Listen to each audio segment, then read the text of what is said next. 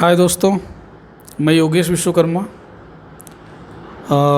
हमारे साथी आज मौजूद है राहुल जायसवाल जी, जो हमेशा बच्चों को मोटिवेट किया करते हैं और तरह तरह के वीडियो यूट्यूब पे अपना लॉन्च किया करते हैं। तो बड़ा सौभाग्य का दिन था, मैंने अपने स्टूडियो में इनको बुलाया हुआ है और इनसे जानने की यही कोशिश करते हैं कि जब फर्स्ट टाइम लोग इंटरव्यू देने के लिए जाते हैं तो बहुत सारे उनके दिमाग में सवाल होते हैं, बहुत सारे क्वेश्चंस मतलब होते हैं उनके दिमाग में कि क्या इंटरव्यूअर हमसे पूछेगा और कौन सा ऐसा जवाब है जो हमें देना चाहिए।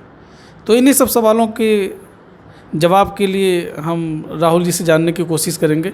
इनको काफ़ी अनुभव भी है, काफ़ी इंटरव्यू भी ये दे चुके हैं। तो पहले मैं चाहूँगा कि आप हमारे दर्शकों को अपना पूरा परिचय दें। हेलो, मैं राहुल जायसवाल, काशी गोमती ग्रामीण निधि में इस समय मैं एचआर के पद पे हूँ। 6 साल मैंने टीचिंग की है और पहले भी आप मेरा यूट्यूब पर वीडियो देख चुके हैं। इंटरव्यू देने जाते हैं जब बच्चे तो काफ़ी फियर में रहते हैं। उन्हें लगता है कि इंटरव्यू देने जा रहे हैं, किन तरह के सवाल आएंगे, सामने बैठा जो भी आदमी होगा वो उसकी किस लैंग्वेज में कंफर्ट रहेगा। तो पहली चीज़ है कि जब भी आप इंटरव्यू देने जाइए डरिए मत, और जिस लैंग्वेज में आप कंफर्ट हो उसी लैंग्वेज में आप अपनी बात को रखिए। राहुल जी, कुछ हमारे पास जो हैं स्टूडेंट्स के कुछ सवाल आए हुए हैं तो मैं उसको लेकर आपसे चर्चा करना चाहूँगा। अच्छे, एक स्टूडेंट हमारे लिखते हैं जिनका अनूप रस्तोगी नाम है, ये लखनऊ के रहने वाले हैं। इन्होंने सवाल किया है कि जब एचआर हमसे पहला सवाल पूछता है कि please tell me about yourself या introduce to yourself, Hindi में कह लें तो अपने बारे में बताइए। तो लड़का जो होता है, कोई भी मतलब जो लड़का भाई फ्रेशर, मान लीजिए कोई फ्रेशर होता है, अगर वो जाता है तो शुरुआत कैसे करे?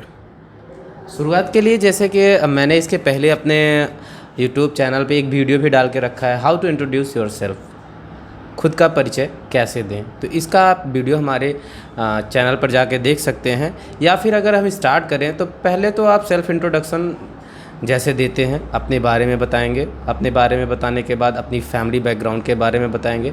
फिर आप अभी तक क्या क्वालिफ़िकेशन है एजुकेशनल, उसके बाद एडिशनल स्किल्स जो हैं आपके, उन सारी चीज़ों के बारे में बताएंगे। और फिर रह जाता है कि आप अपने बारे में क्वालिटीज़, जो आपकी हॉबीज़ हो, क्वालिटीज़ हों, उन सारी चीज़ों पे पूरा बात रखेंगे। लेकिन बच्चे होते इतने डर में रहते हैं कि बस अपना नाम और अपने फैमिली के बारे में बताते बताते ही वहीं पे अपनी बात को ख़त्म कर देते हैं। तो चीज़ों को थोड़ा सा अगर आदमी ध्यान देगा तो ये चीज़ों में सुधार होगी। और जब तक इन चीज़ों पे ध्यान नहीं दिया जाएगा, इंटरव्यू को आज के समय में एक ऐसा चीज़ बना दिया गया है जिससे लगता है कि इंटरव्यू का नाम सुन के ही लोग काफ़ी डर जाते हैं। तो ऐसी चीज़ें नहीं होनी चाहिए। और इंटरव्यू पे काफ़ी अच्छी पकड़ योगेश जी की भी है, तो हम योगेश जी से भी चाहेंगे कि कुछ इंटरव्यू के बारे में आप अपनी भी राय साझा कीजिए। देखिए, एक सवाल हमेशा अक्सर आता है जब इंटरव्यूअर आपसे पूछता है कि आपकी कमजोरी क्या है। तो अक्सर जो फ्रेशर्स होते हैं, जो लड़के पहली बार इंटरव्यू देने जाते हैं तो घबरा जाते हैं, तो उनको अजीब लगता है कि मैं अपनी कमजोरी क्या बताऊं। जैसे कोई पूछ लिया आप अपनी कमजोरी बताइए, तो कुछ लोग बोलते हैं मैं बहुत इमोशनल हो जाता हूं, बहुत मतलब कमज़ोर दिल का हूं, किसी के सामने मैं बात नहीं कर पाता, मतलब ये वगैरह वगैरह।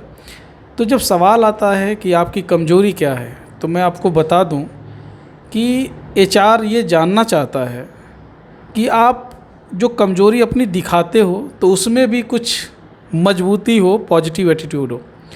जैसे अगर किसी से पूछ लिया गया कि आपकी कमजोरी क्या है बताइए, तो आप अच्छा मतलब जवाब दे सकते हो। जैसे कि सर, अगर कोई काम मुझे दिया गया हो, अगर मैं टाइमली उसको नहीं कर पाता हूँ तो मुझे घबराहट होने लगती है।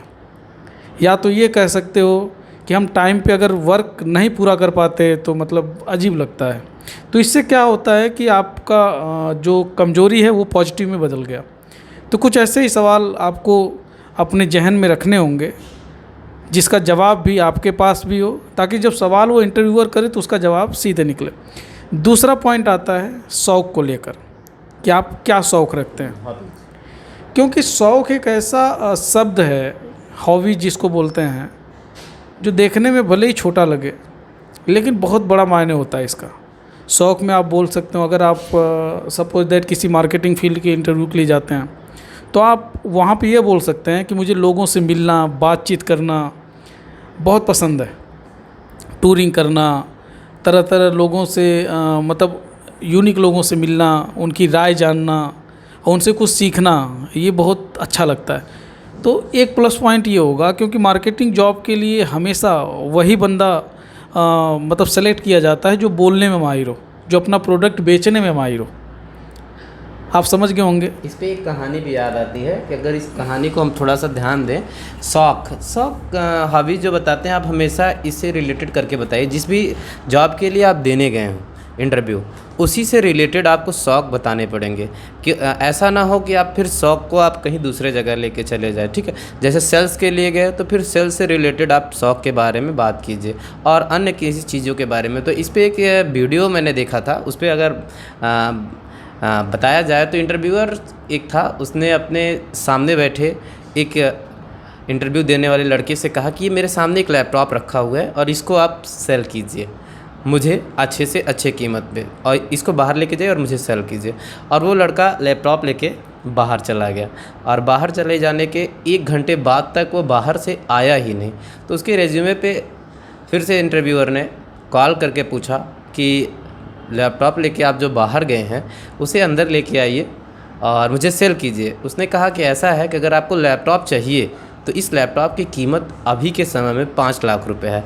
तो समझिए कि आपके अंदर कॉन्फिडेंस का ये लेवल होना चाहिए कि आप अपने प्रोडक्ट को ऐसा बना दें या फिर उस प्रोडक्ट को टाइम के अकॉर्डिंग इतना मजबूत बना दें कि फिर उस प्रोडक्ट की कीमत अच्छी हो जाए। तो हुआ क्या, आप आसानी समझ रहे 25,000 का लैपटॉप अगर आपको 5 लाख में बेचना है, और कोई भी ऐसा लैपटॉप तो होता नहीं है जिसमें कोई अपनी पर्सनल चीज़ों को ना रखता हो। तो इंटरव्यूअर को समझ में आया कि ये सेल्स का सबसे तगड़ा बंदा है कि जिसको मैंने मौका दिया तो वो 25,000 के लैपटॉप को 50,000 1 लाख में बेचने के बजाय सीधे लेके निकल गया कि अगर अब आपको ज़रूरत है तो अब आप हमें 5 लाख दीजिए या फिर नौकरी दीजिए। तो उसको नौकरी दी गई। तो इस तरीके से अगर आपके अंदर कॉन्फिडेंस लेवल अच्छा होगा तो इंटरव्यू आप क्लियर कर पाएंगे।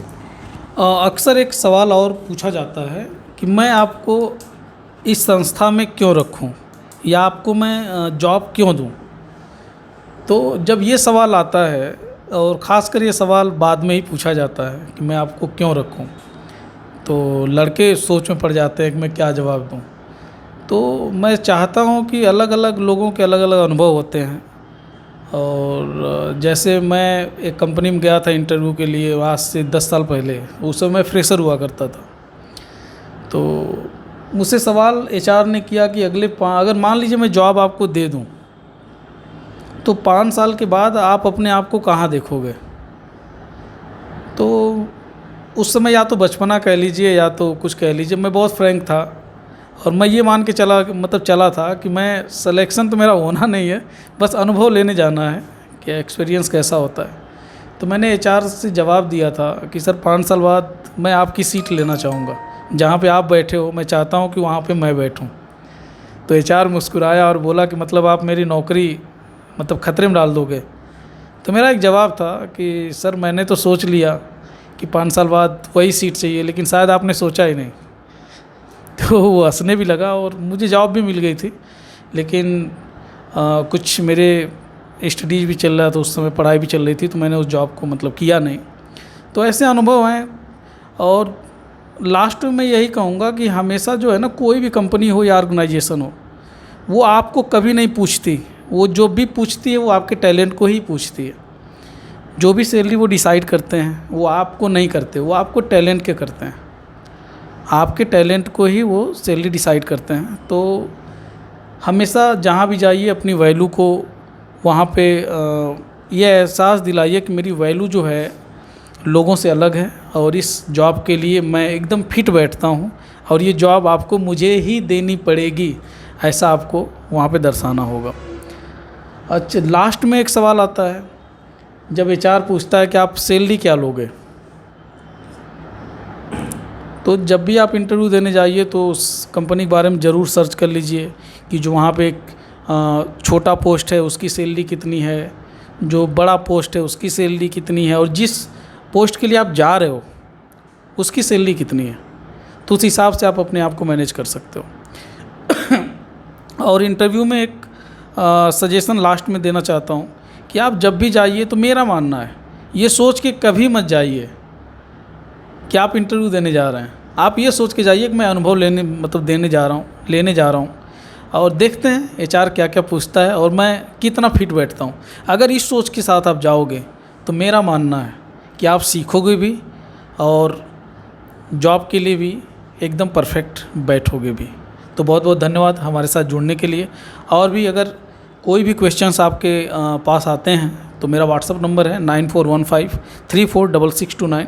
आप हमें अपने क्वेश्चंस भेज सकते हैं और हम आपको जवाब देने की पूरी कोशिश करेंगे। और हमारे जो सहयोगी हैं मैं चाहूँगा कि ये भी अपना व्हाट्सअप नंबर शेयर करें ताकि अधिक से अधिक लोगों को इसका फ़ायदा मिल सके। हाँ, व्हाट्सअप नंबर की ज़रूरत नहीं पड़ेगी। आप हमारे यूट्यूब चैनल पर कमेंट बॉक्स में हमारा जो भी आपका क्वेश्चन है, इंटरव्यू से रिलेटेड किसी भी तरह का कोई क्वेश्चन है तो उसको आप यहाँ पे शेयर कर सकते हैं। और भविष्य में जब भी हम आपके सवाल को देखेंगे तो फिर उस पर भी वीडियो बना के आपके सवाल का जवाब ज़रूर देंगे। धन्यवाद। बहुत बहुत धन्यवाद।